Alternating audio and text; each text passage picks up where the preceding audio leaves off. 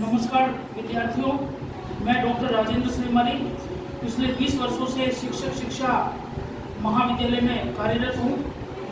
हमारा जो बीएड द्वितीय वर्ष का पाठ्यक्रम है उसमें कोर्स 8 जिस प्रश्न पत्र का नाम है ज्ञान व पाठ्यक्रम, उसके बारे में आपको पिछले सत्र में बताया था। अभी वर्तमान में ज्ञान किसे कहते हैं उसके अर्थ के बारे में मैं आपको बताने जा रहा हूँ। ज्ञान से आशय किसी व्यक्ति, वस्तु, स्थान, स्थिति, परिस्थिति के संबंध में एक निश्चित जानकारी प्राप्त होने से है। कई बार हम जानते हैं कि किसी व्यक्ति के बारे में हमें सही जानकारी प्राप्त नहीं होती तो उस व्यक्ति के विषय में बड़ी असमंजस की स्थिति होती है। ऐसी स्थिति में जब तक उस व्यक्ति के बारे में हमें वास्तविक और व्यवहारिक जानकारी प्राप्त नहीं होती तब तक हम नहीं कह सकते कि हमें ज्ञान प्राप्त हो गया है। तो कोई भी व्यक्ति, हमें निश्चित जानकारी प्राप्त होनी जरूरी है। यदि हमें इन सभी की निश्चित जानकारी प्राप्त नहीं होती, इन सभी के विषय में हमें वास्तविक जानकारी प्राप्त नहीं होती, इन सभी के विषय में हमें व्यवहारिक अनुभव प्राप्त नहीं होता, तो हमें वास्तविक ज्ञान प्राप्त नहीं होगा। वास्तविक ज्ञान प्राप्त होने के लिए हमें इन सभी व्यक्तियों की, वस्तुओं की निश्चित जानकारी होनी चाहिए, व्यवहारिक जानकारी होनी चाहिए, वास्तविक जानकारी होनी चाहिए। ये ज्ञान का सही रूप में अर्थ है। ज्ञान के विषय में अनेक विद्वानों ने अपने अपने हिसाब से परिभाषाएं दी है, जिनमें एक प्रमुख विद्वान मनोवैज्ञानिक रहे हैं रसेल महोदय। रसेल महोदय ने ज्ञान के विषय में कहा है कि ज्ञान सत्यता पर आधारित विश्वास है। यानी जहाँ सत्यता समाहित है वहाँ ज्ञान अवश्य होगा। तो ज्ञान सत्यता पर आधारित विश्वास है, ये परिभाषा रसेल महोदय ने दी है। इसी क्रम में एक अन्य परिभाषा है जो प्लेटो ने दी है। प्लेटो कहते हैं कि ज्ञान चिर सत्य है, यानी ज्ञान कभी असत्य नहीं होता। ज्ञान चिर सत्य है जो सदैव गतिशील रहता है। ज्ञान कभी रुकता नहीं है, वो बढ़ता चला जाता है, गतिशील रहता है। ज्ञान कभी स्थायी नहीं होता, गतिशील रहेगा। तो प्लेटो महोदय ने कहा है कि ज्ञान चिर सत्य है जो सदैव गतिशील रहता है। इस प्रकार इन दो विद्वानों ने परिभाषाएं दी है।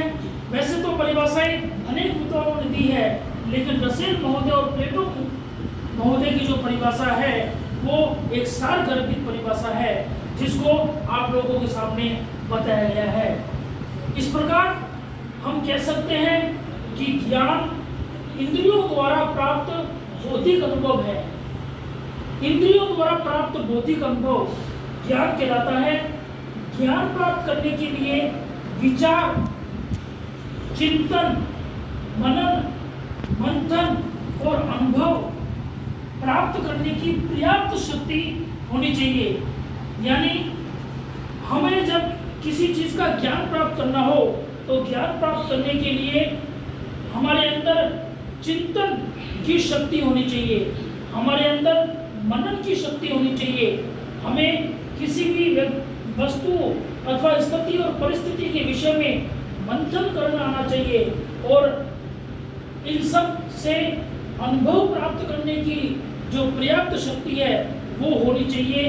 तभी हम सही रूप से वास्तविक और व्यवहारिक ज्ञान प्राप्त कर सकते हैं। ज्ञान को मनुष्य की तीसरी आंख कहा जाता है। बहुत महत्वपूर्ण बात है, मनुष्य की तीसरी आंख। ज्ञान को मनुष्य की तीसरी आंख कहा जाता है। यही नहीं, ज्ञान से मनुष्य के लिए ये रीढ़ की हड्डी की तरह कार्य करता है। जिस प्रकार से हमारे शरीर में रीढ़ की हड्डी का महत्व है, उसी प्रकार से ज्ञान भी हमारे लिए एक रीढ़ की हड्डी की तरह काम करता है। इसे मस्तिष्क की खुराक भी कहा जाता है। ज्ञान मानव जीवन का सार है। तो ये था ज्ञान का अर्थ। इसी क्रम में ज्ञान हमें कहाँ से और कैसे और किन स्रोत से प्राप्त होता है। तो जिन स्रोतों से हमें ज्ञान प्राप्त होता है विद्यार्थियों, आज मैं उन स्रोतों के बारे में आपको बताऊंगा। लेकिन ज्ञान के बारे में हमने बताया, स्रोत क्या होता है इसके बारे में पहले आपको बताएंगे, फिर ज्ञान के स्रोत के बारे में बताया जाएगा। स्रोत यानी वह वस्तु जिससे किसी अन्य वस्तु की उत्पत्ति होती है, स्रोत कहलाती है। एक बार पुनः, वह वस्तु जिससे किसी अन्य वस्तु की उत्पत्ति होती है, स्रोत कहलाती है। और ज्ञान प्राप्ति के स्रोत निम्नलिखित है। कई प्रकार के स्रोतों से हम ज्ञान प्राप्त करते हैं, जिनमें सबसे पहला स्रोत है परिवार। हम सब जानते हैं कि बच्चे के जन्म के बाद वो परिवार में उसका लालन पालन होता है और बच्चे की जो प्रथम शिक्षिका होती है वो उसकी माँ होती है। और उसके बाद वो अपने पिता से, अपने दादा दादी से, अपने परिवार से, अपने अभिभावकों से ज्ञान प्राप्त करता है। वहीं से उसकी शिक्षा प्रारंभ होती है। इसीलिए माँ को बच्चे की प्रथम शिक्षिका कहा गया है, जिनसे उन्हें संस्कार की प्राप्ति होती है, संस्कारों का ज्ञान प्राप्त होता है। परिवार के बाद ज्ञान प्राप्ति का अगला स्रोत है इंद्रियां। हम सब जानते हैं कि हमारी 5 इंद्रियां हैं, जिनमें नंबर 1 नाक, नंबर 2 कान, नंबर 3 आँख, नंबर 4 जीभ और नंबर 5 त्वचा। इन 5 इंद्रियों से हमें ज्ञान की प्राप्ति होती है। तो इन 5 इंद्रियों का ज्ञान प्राप्त करने में बहुत ही महत्वपूर्ण योगदान है और ये ज्ञान का स्रोत कहलाता है। तीसरा स्रोत है तर्क। तर्क से भी ज्ञान की प्राप्ति होती है। बड़े बड़े विद्वान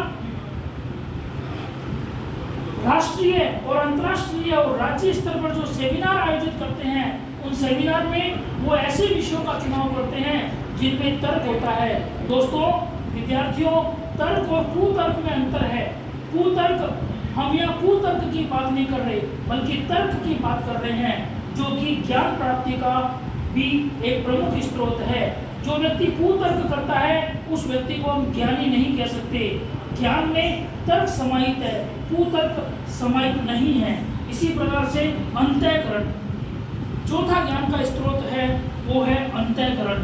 अंतःकरण से भी ज्ञान की प्राप्ति होती है, यानी हमारे अंदर की आवाज़, हमारे आत्मा की आवाज़, हमारे मन की आवाज़ क्या कहती है, उससे भी हमें ज्ञान की प्राप्ति होती है। हम सब जानते हैं कि झूठ नहीं बोलना चाहिए, हम सब जानते हैं चोरी नहीं करना चाहिए, हम सब जानते हैं कि किसी व्यक्ति की चुगली नहीं करनी चाहिए, निंदा नहीं करनी चाहिए।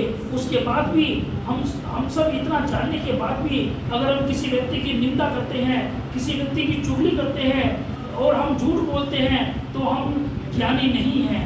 अगर हमें वास्तव में ज्ञान प्राप्त है, अगर हम अपने मन की आवाज़ को सुने, अपनी आत्मा की आवाज़ को सुने, अपने अंदर की स्थिति को सुने, तो अंतःकरण से हमें वास्तविक और व्यवहारिक ज्ञान प्राप्त होता है। इसी प्रकार से ज्ञान का अगला स्रोत है आस्था। हमें किसी भी व्यक्ति में, किसी भी वस्तु में आस्था जब हो जाती है, तो उस आस्था से, उस लगाव से भी हमें ज्ञान की प्राप्ति होती है। ज्ञान की प्राप्ति का अगला स्रोत है प्रकृति। प्रकृति हमें बहुत कुछ सिखाती है, प्रकृति से भी हमें ज्ञान की प्राप्ति होती है।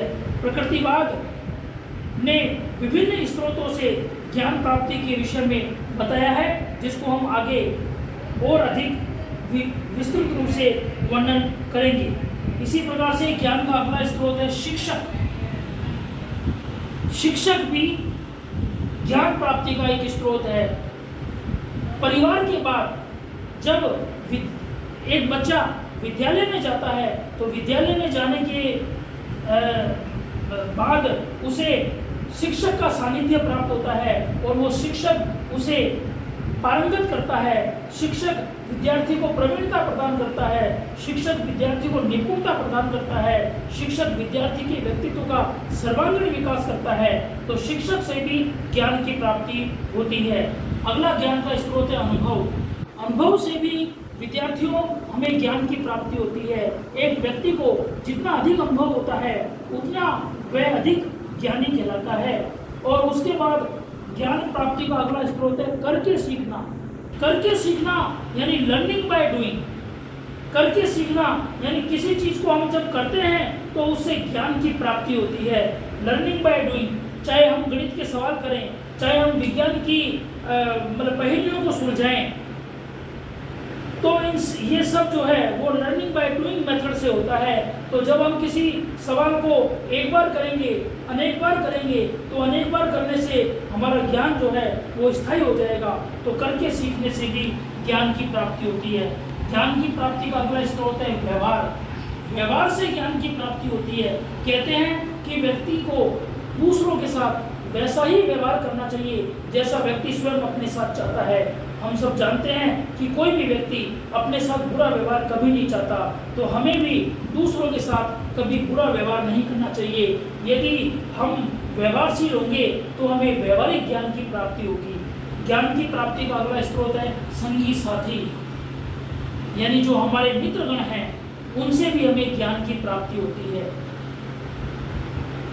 अच्छा मित्र वही होता है जो वास्तविक स्थिति से अपने हम उम्र के मित्र को, अपने हम उम्र के साथी को रूबरू कराए।